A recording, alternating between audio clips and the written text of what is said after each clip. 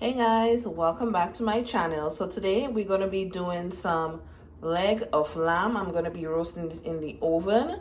And for this recipe here, I have a leg of lamb that I have washed. I patted it dry. This is a piece from where I cut out. There was excess fat, so I saved the meat. And I did put slices on this. They're about 1-inch slices. And here I have my green seasoning. And this is from a fellow Dominican. I'm going to put the information in the description box if anyone wants to purchase these. And in here I have garlic powder, salt, paprika, all-purpose seasoning, black pepper, and I also have some dried rosemary. And of course some olive oil. Let's get right into seasoning. So first I'm starting with my olive oil, followed by my green seasoning and my herbs.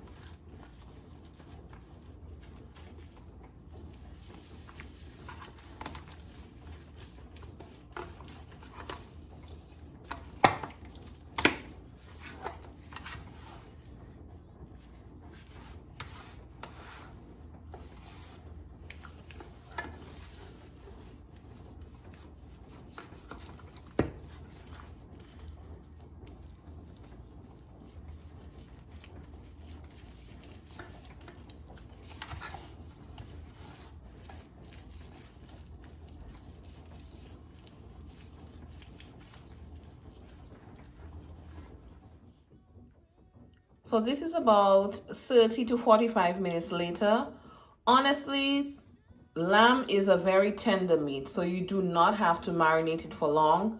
You may not even have to marinate it at all, but I just like the marination process. So the first thing I'm going to do is place it into my oven and I'm going to have it put on broil.